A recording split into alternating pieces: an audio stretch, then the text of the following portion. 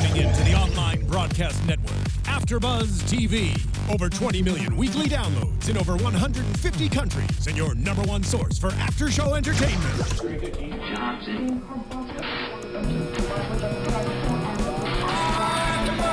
AFTERBUZZ TV, the destination for TV superfans. Producing after-shows for over 300 of your favorite TV shows. Interviewing celebrities and showrunners. And bringing you behind-the-scenes exclusives. All thanks to E! Entertainment's Maria Menounos, producer Kevin Undergaro, and internet leader Akamai. Now, let the buzz begin! Oh yeah. Feeling it just for a little bit because it's been a little too long. I just have missed this so much. I love it. It just feels right. Hey there, AfterBuzzers, and welcome to another Law & Order Special Victims Unit after show. We are so excited to be back after the winter break, and tonight we're talking Season 7, Episode 10, Catfishing Teacher. I'm your host, Lauren Salaun. You can find me on Twitter at Lauren Salaun. Yell and Isabel are not here tonight, but I am pumped to be joined by DJ Jesse J, who is a huge SVU fan. I am a huge SVU fan. I like to call the show Law and Olivia because there would be no SVU without Miss Olivia. She's my goddess, my queen. But the thing is, I never was into SVU. My grandfather watched it all the time, and every time I'd walk in there and be like, oh. Yeah, but this year, it's always on. I binge watched every season, and now I'm up to date, and I didn't even know we did an after show for it, and I was like, what? I know. And then I got the call. We're and I have to get you back in here. And I'm coming next week because that preview for next week, I don't have anyone to talk to about this stuff. I'm so stressed about it. But I have to just say this. I love doing this in here because I feel like we're in New York. But I feel like we're in like an interrogation room. Olivia's gonna just walk through. Finn might just walk through the door right now with the colors and the lights. A windowless interrogation room. I'm so excited. Exactly. Sorry, I had to get that out. Oh no, hey, let's feel it, right? So as you guys all know, Law & Order SVU deals with some pretty serious stuff, and these are real issues that really do happen, and we may make light of them and joke about them. That does not mean we don't take these issues seriously, because we very much do, but bad jokes might be coming, so you've been warned.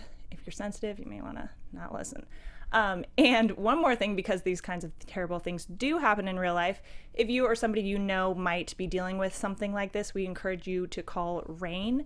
That's the Rape, Abuse, and Incest National Network, and that number is 1-800-656-HOPE, 1-800-656-HOPE. And finally, you guys all listening in, hit that subscribe button here on YouTube, and be sure to subscribe to us on iTunes as well. You can catch all of the AfterBuzzz TV after shows on iTunes. And if you leave us a review for the SVU after show, we will read it on air. We'll do our best dramatic interpretation of it too. Even if it's in another language. We might have to wait a little bit on those to get translation and stuff like that, but we will do it. You hear that? Because we have one, I believe, in Arabic from Hanan, who's in the chat right now, that we still have to read. So where's the yelling you need? Right, but it was written in Arabic lettering, so it's even trickier. We're working on it. We're calling it in. So like I said, we've got the chat up, and there's tons of people already in there, so let us know your thoughts, because we want to talk to you while we're talking to each other. So what did you think about last night's episode? I mean, I thought so many things. I thought it was a great episode, as far as, because sometimes with Law & Order, there's 3 different types of episodes. There's a continuation, where you're coming from the last one. Then there's the standalone episodes, which I'm always a standalone episode fan, because you're never disappointed. And they get all the drama in it. But this one had a really interesting takeaways. And then I want to say it was the mid-series finale, where they went back to the previous case, I think in season 12 or whatnot. Decaying Morality, I think is what it was called. Yeah, something. Yeah. I want to say that was with Sizemore came back. Yes. I'm feeling like, ooh, are we going to get something similar with this case? And maybe 2 seasons from now?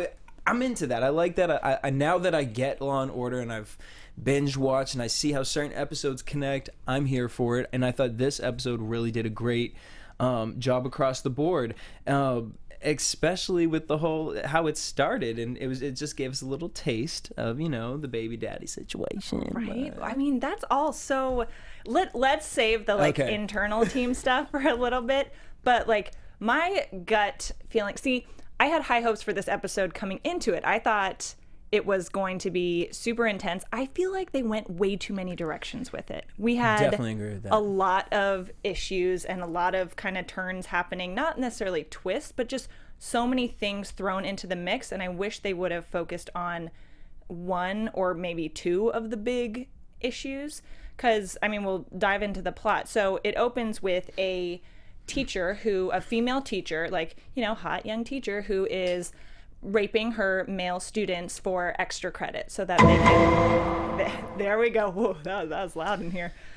So raping her students so that they can get extra credit so their grades are good enough to stay on the wrestling team, all that stuff.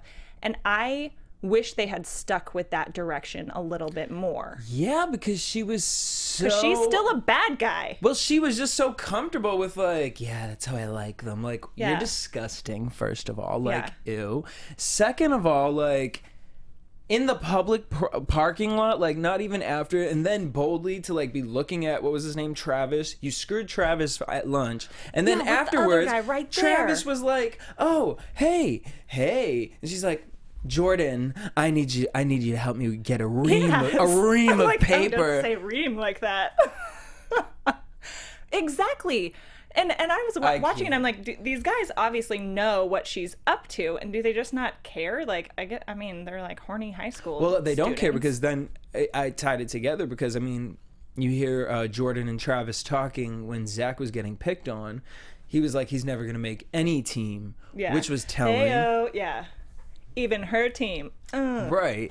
And so I'm like, y'all Eskimo are brothers. Yeah, y'all are way too young to be realizing you should not be sharing the juices, y'all, Right. because... Like in the same day, too. Yeah, it was the same day, right? Yeah, and that's why I'm just side-eyeing Miss Phoebe, like, Miss Phoebe. Yeah, Miss Phoebe. Yeah, so I wish that had gotten a little more attention as its own crime and kind of storyline, because when we see her later getting questioned, she's like, talking about Zach, he never had any need for any tutoring and stuff. I just can't. Liv's like, that's what you call it? Yeah, but that's what irritates me with Liv, because Liv is, Liv, let the word rape just blow out. That's the word of the day, Sesame Street with Liv. Liv come out like this big bird, like, rape! I'm here to find out why. Like, I know all the clues. Yeah. And you know what I'm saying? Like, and shout out to Liv for that, because she stands by that, and she's been through some ish. But the thing with this, I felt like that is the one thing that irritated me with this episode. They were not taking this girl seriously. And like the little jokes, oh, that's what you're calling her? Or what was the other one that she had said? Oh, I don't. But I mean, and just the teacher talking about how she's looking out for those kids. They came from dysfunctional homes. I helped them get through it. Like, that's I'm what sorry, it was. lady. Helping them get through it. Like, I brought him back. Like, by what? Giving him a blowjob? Like, I can't with anything. And part of me wondered, what would have really connected the episode for me was if the coach and her were working together, which is where I thought we were going with it. And then they just cut this bitch off like, bye, like no one cares what happened. Right, exactly. So then we transition into this kid Zach who goes missing, and we assume when we're watching the episode that he's also going to meet the teacher, because lights, the breast shot, yeah, he's got the text. The text, did you think it was, I don't know, I tried to read the text a bunch of times, but it said, here's your ticket to hell. That's what it said? Right above the breast picture, it said, here's your ticket to hell. And then it sent a PDF of the ticket. And then it was the picture of the breast. And I was like, if I'm going to go hook up with somebody, like, and they send in me an address and it says, here's your ticket to hell. I mean, like, maybe his, like, naughty teacher situation. He's Girl, like, I'm not we trying are to end up on sinning. 2020. We are going to hell for this. Like, good... Sexy hell? I don't know. I don't know where it was, but to me that was just like a what kind of conversation? I didn't notice this? that. Good catch. So I don't know, check that out. And then also, where was he meeting this person? Like, then the random things that were happening as he's going there, like everyone's just bumping into him. He was like, and then the cop stops. And the cop is like that, like foreshadowing warning. And they get in trouble. Go home, little boy. I'm like, listen to her. Just run away. Something bad is about to happen to you. Yeah, exactly. Yeah, so people in the chat are saying they saw that text too. Well, guys, what did you get from about that, guys? ticket to hell situation text? Because I need to rewatch that segment. But yeah, so then we have the, what the episode's titled as, Catfishing Teacher, which is the coach got... Wait, so I'm so sorry. I'm so sorry it's because okay. I'm just reading. I have to just laugh, though, at what he packed to run away. Oh, gosh. 7 Metro cards and a whole bunch of condoms. Like, that was his teenage love affair. You just got to get there. It's and be the safe. Metro and be safe. Safety and transportation. I loved There it. we Sorry, go. I'm so sorry to cut you. No, it's okay. I love that.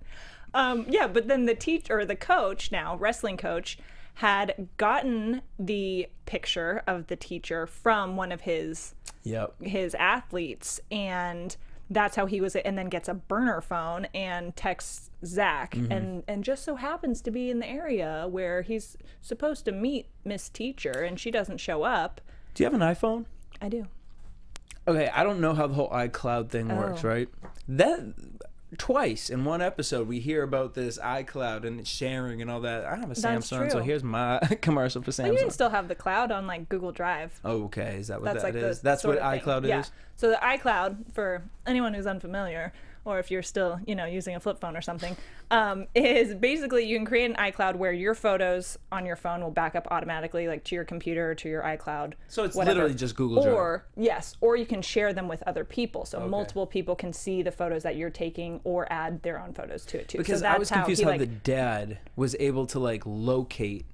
Right. So if they share the same iCloud folder, well, it may not be about photos. I think if they just share the same iCloud, he can see where he's like, what he's doing and where he's checking in and what sort of activity he's doing with his. Okay. Because I thought that was like when they brought that up, I thought that was interesting that he could go through the text, and I thought they were going to bring that technology back into it somehow. Yeah. They yeah. kind of just dropped off with that Because we did have two of those moments. Right. That's true.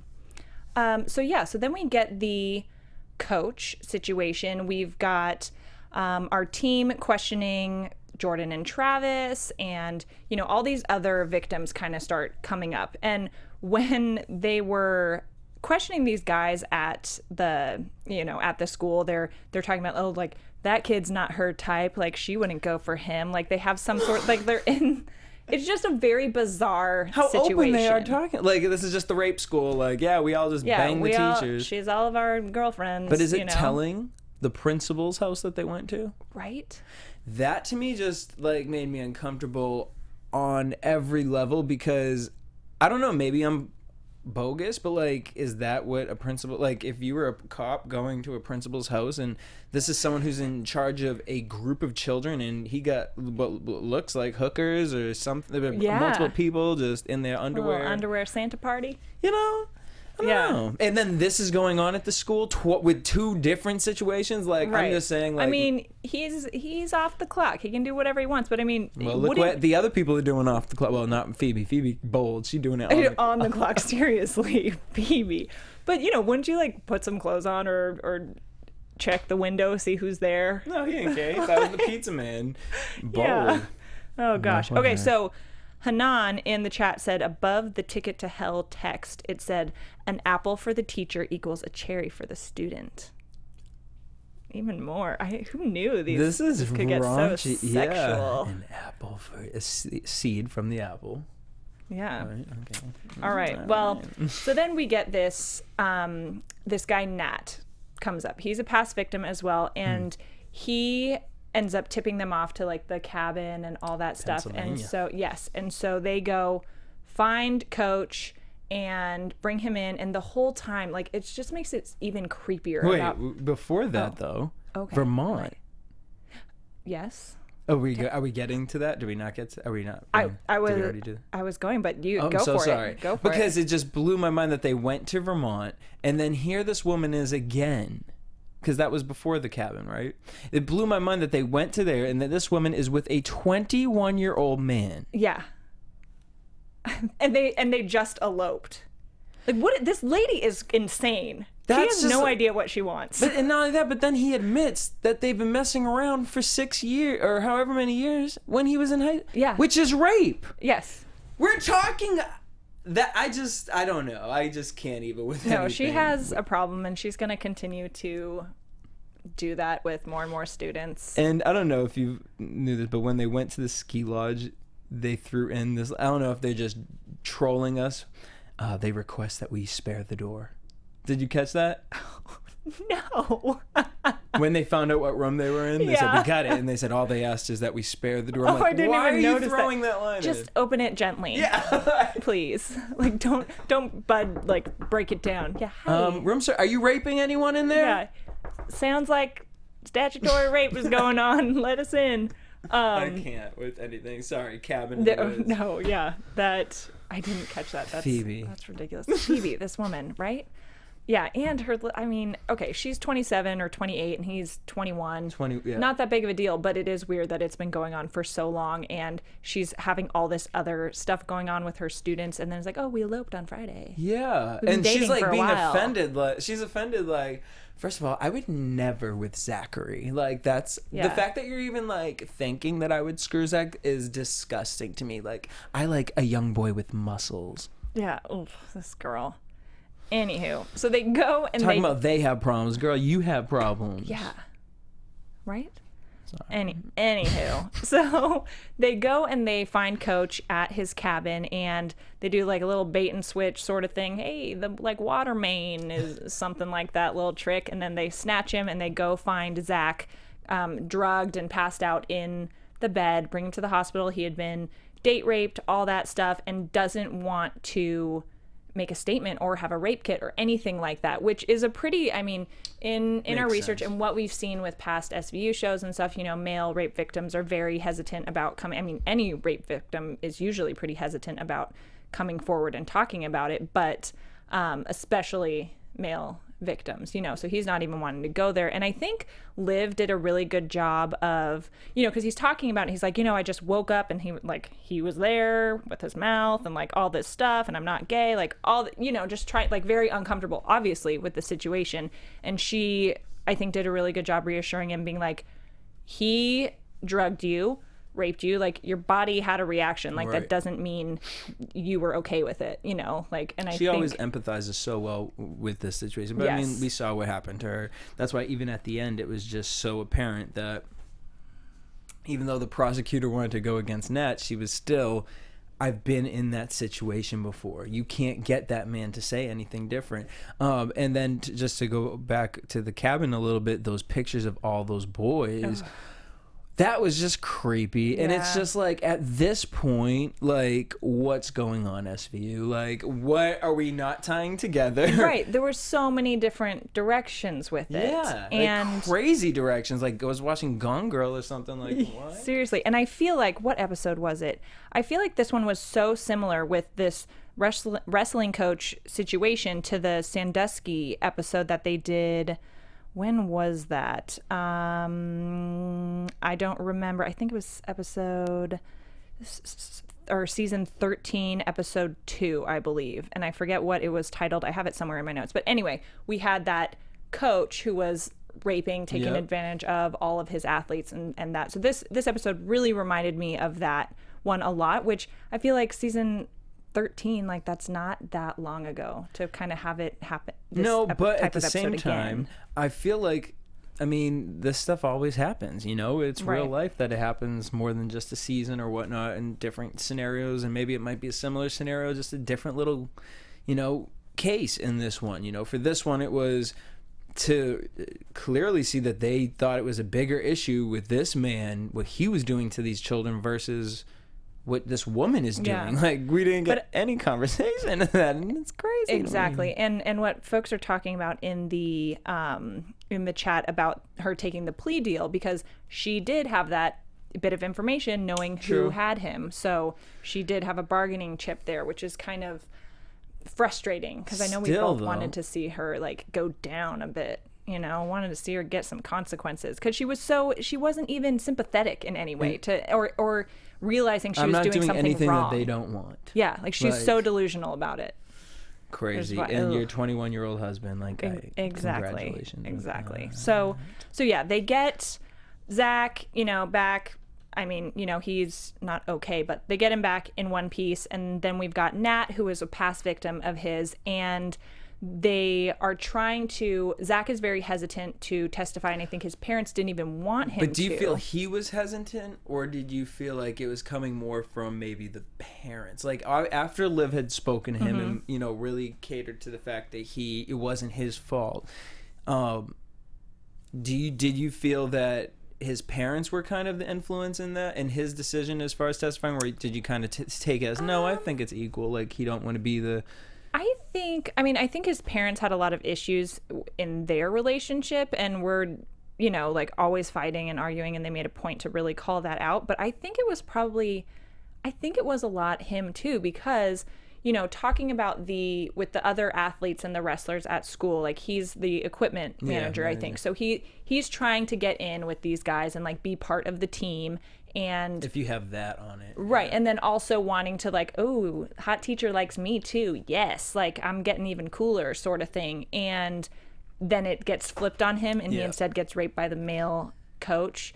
Like, so, you would have never been on the team because he was only trying to boink you. Like, and exactly. So I feel like it was like, is a big pride and embarrassment thing for him. So I could see him legitimately being hesitant to talk about it more. But then they want to, you know, getting other victims involved and coming forward so that they can build a case against this coach. And this guy Nat is pretty much like, heck no, I'm not gonna like put myself out on the line if no one else is willing to come forward, because they can't find, you know, any of these other guys. Like, one got in a car accident and died, one moved away, all this stuff. And Nat ends up getting coach and beating him and torturing him to get a confession, which he walks into the station with, and he's like, don't worry about it, I got the confession right here. And I'm like, oh shit, we know what's coming. Just like the episode season 16, Decaying Morality, where the dad, this dad's daughter gets raped, well, not raped by this guy, they think he gets raped by this guy, and the dad ends up beating him to death essentially to try and get a confession, but it's not the right guy, blah, blah, blah, blah, blah. So that's where, like, that took me right back to that episode. And I feel like, again, this angle with Nat doing this, like taking justice into his own hands and getting the confession and beating him and all that, I felt like it was unnecessary. For sure it was unnecessary. You know? I mean, because it stems out of anger. It stems out of, like he said, I haven't been able to sleep in 8 years.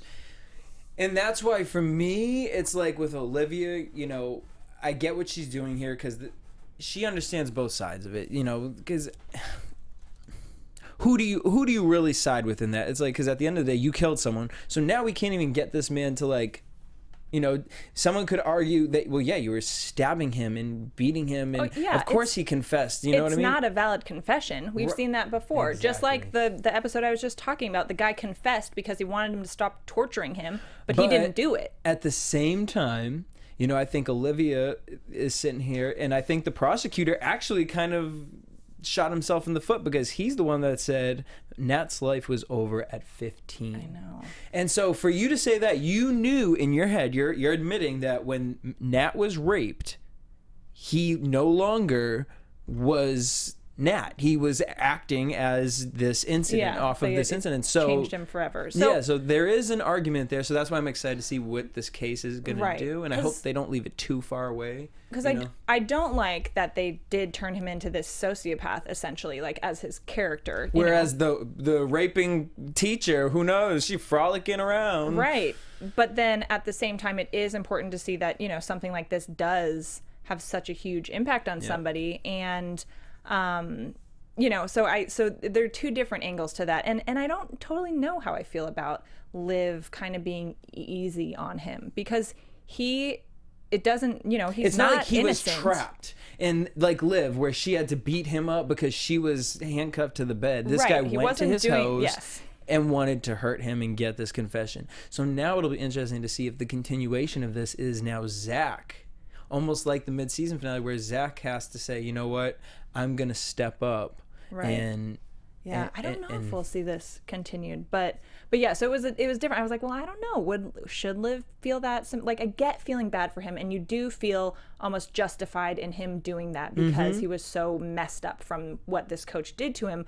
But I'm like, but he's still like a murderer. You don't do that. Like, even no matter how pissed you are, you don't go and do that. And so Liv, like, I appreciate her for saying, don't say anything else until you have a lawyer. But maybe it's just so that way, instead of him getting life, he only gets 30 years. So, you know, like, trying to make the awful situation a little less bad. How'd you feel when they showed his face, though? Like, creeped out. Blue and just still like... Oh, yeah. That's super weird. Yeah. And then he's like, did he suffer? Did he bleed a lot? Oh, my God. Like, you're so creepy. Stop it. Poor guy.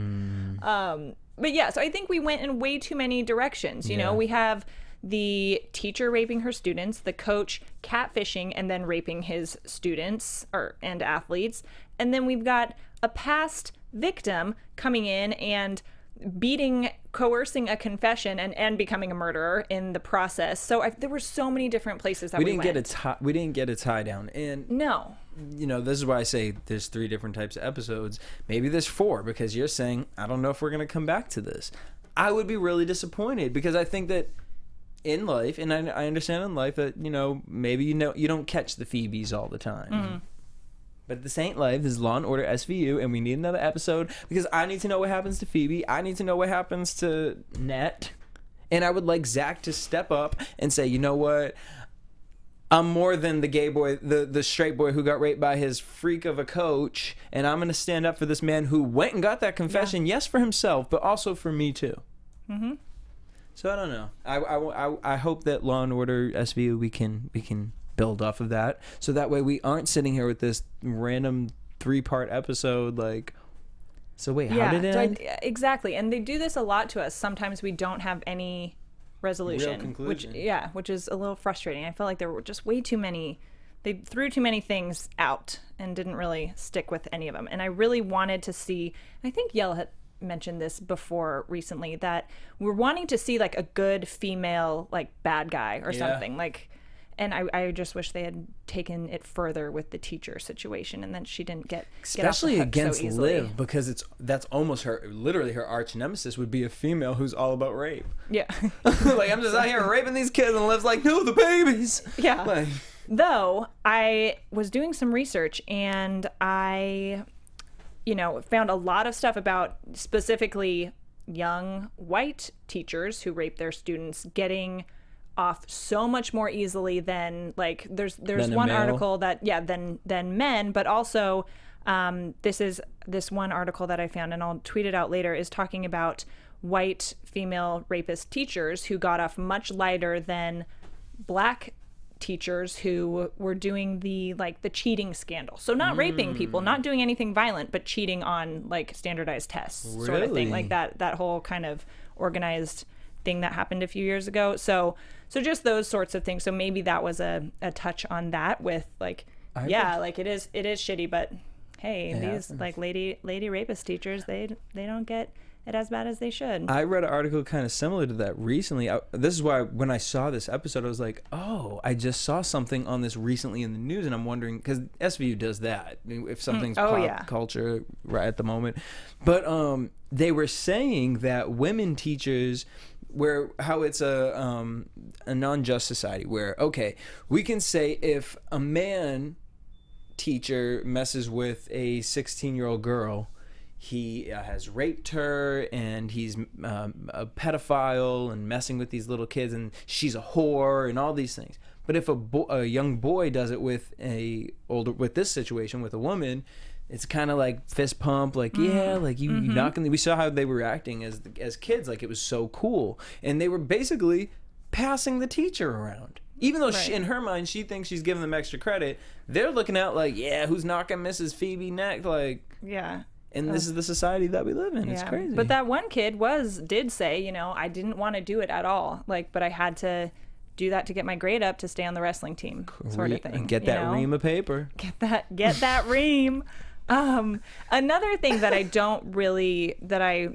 that stood out to me is that they were really emphasizing how all these boys came from bad family situations. Like Zach's parents were always fighting and divorce, and the pilot dad who's always gone with the new girlfriend, and then the other two guys, like, you know, are neglected, just all that like bad family situation. And he needed to feel reassured. But almost suggesting that this sort of thing would only happen to people from unstable homes. But no, it's like, that's not the case at all. It can happen to somebody with a perfectly normal and functional family too. I totally agree with that. And I just look at it like, it's not about, to me, I mean, yes, is it probably easier to victimize someone who is looking for a mentor? Yeah, but can these type of crazy sick people get into the minds of any child that age? I mean, that's what they do. They craft at that. Their mission in life is to really attain that, and so they're gonna get it no matter what way, whether the person comes from a family, whether they're gonna force it or not. I mean, get the kid drunk, or what the case is. What blows my mind is just how long it's been happening, and how these kids were just all knew about it with each other, but there was never no dialogue. That's crazy. Yeah, it's just super weird. Anywho, let's actually quickly, like, fun fact before we dive into talking about the team a little bit more. So the judge who was in the courtroom scenes, she is, her name is Janedy Pirro. She's a real judge, and she was a former prosecutor, judge, elected official in New York State. And she's now like a TV personality, a legal analyst. I think she even has like a judge show. Yeah, no, too. Janedy Pirro. Yeah. But I know her because she was the lead investigating attorney during the whole Robert Durst situation, like back in the 80s when his wife went missing. And that was the show The Jinx, which is a documentary series about Robert Durst and like all the supposed crimes that he's committed, which I think he did. And she was the lead attorney on that whole case. So she's like a legit, real judge person. Yeah. And I watched her, I was like, wait. That's Janedy Pirro. I'm gonna have to go back and look at her. Yeah, because that name, when you're saying it, I feel like I've watched her judge the show, whatever show she has. That's what I've watched it on. But The Jinx, if anyone is into like true crime stuff, so freaking good. So let's talk about our team, okay? So the opening scene, Rollins has her baby. Okay, so last time we watched SVU, she was in the hospital in a serious situation, like complications with the baby. We don't know what's happening, and well, now it's out. Just everything's fine. Baby's here. We don't even like learn what the baby's name is. I don't even know if it's a boy or a girl. I think it's a girl. So this is where I was like, with SVU, they do certain things, and you just kind of have to accept it. And I mean, so here we go. They didn't, because my question was, where was she for the rest of the episode? Why give us that? Yeah. They gave us that because they didn't want to explain. Yeah. Look, the story isn't about her having the baby. The story is she has a kid. We need a kid. It didn't work. It didn't fit in, so deal with it. And here's how we're going to show you it. Boom. And then she's sitting here. She sees him pick up the baby, and she's like, yeah. Oh, father. Okay. I need a baby daddy. Right? So what was that? Like her little like googly love eyes at Carisi, because I want it to work. I think they would be. Is that like a thick conversation that happens here? Because I want them to like end up with each other. I like Carisi. I mean, he grows on you. He's like this little annoying brother, and I think that's how Rollins sees him too. But then like he soothes the baby, and he's like, "Oh, I know how to handle children," and she's like, "Oh, Carisi, I'm seeing you in a whole nother light," you know? Like, and she's like struck by that a little. But I don't think that it's a good idea. She already had the like assault situation with her old boss in Atlanta, hooked up with Amaro. Her baby daddy is another cop, you know? So I just feel like go outside like, of the team. Yeah. I mean, I definitely feel that too. But the whole Amaro thing and the whole baby daddy thing. I want the baby daddy thing to work out. So Yell is like all for it too. For the baby daddy thing? Oh yeah. Okay, I would too if he wasn't on Quantico. Or is that no, he's on Gotham. There we go, Gotham. Yeah, so right? Clearly he's like, bigger check over there, sorry. But if we can't have that, I want this to. I don't know why. I don't know why. But even when she still was kind of. I don't know. I've always had this thing with the two of them where I'm just like. I just feel like even though she thinks it's always this direction, it's always going to end up in that court. Well, and she comes from such a like messed up family situation, and Carisi doesn't. Like, he's got such a great little family and his little like good little kid and stuff. So he could like help to, you know, bring some like stability and peace to that family situation for her. So who knows? Interesting. But I read an interview with showrunner Warren Leight, and he said he's curious to see where it goes. You know, that something was going on with Rollins that she had not felt before. So we shall see. I'm really excited to see how her character arcs with a child, because we always kind of see her, you know, with messing up and whatnot, and having to take care of herself and being foolish doing that. So it's interesting to me now that we're going to get to see her have to juggle career, mommyhood, and herself, because she still is, you know, figuring things out. She's had a lot of issues going on, which is nice to see, because Olivia is doing that too. The baby and the career, and doing it well. Which, and how old is now Olivia's kid if this baby is already like being 3 pushed in or something? Right? I don't know. Yell knows. She loves baby Noah.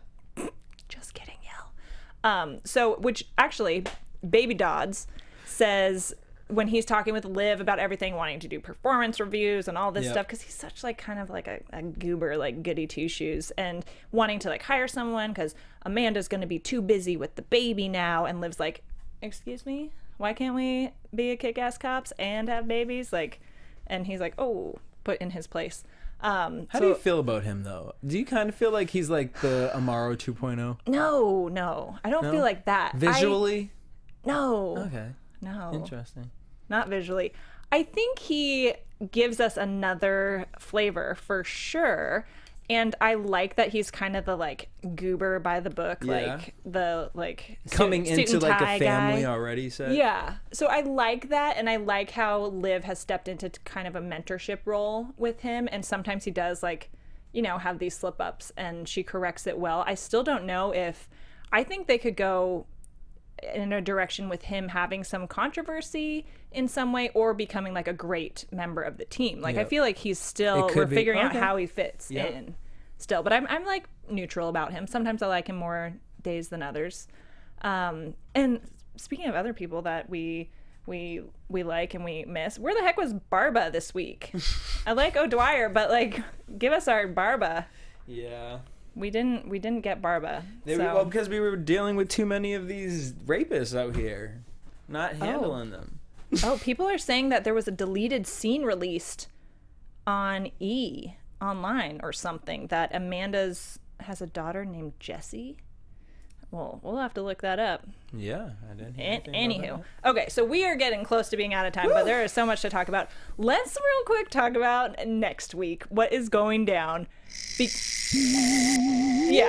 predictions. Now, your AFTERBUZZ TV predictions. Oh.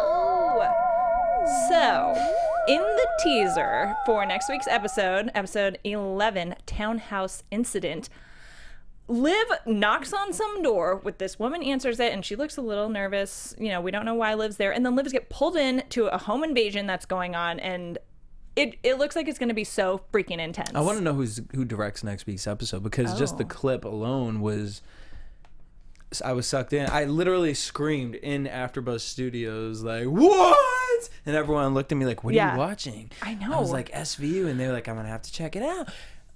I don't know, like, emotionally if I'm ready for that. I feel like we just got back in, like, after a few weeks off. We're just back into watching it, and I want some intensity, so I'm all for it. But I would have preferred, actually, if it was this episode, to be honest. I wanted to come back jumping in. You know what I mean? Hard. Next week, mess with my mind as far as, like, where are we? Like, who are, you know, why isn't she caught? Like, that's cool.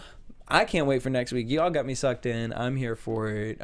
You know, anytime Miss Liv is the star of the show, yeah, because Mariska is a great actress, so it's going to be fun to watch from that standpoint, but also we love when, like, our people get in these really intense situations. And just the editing of the preview looked so rich.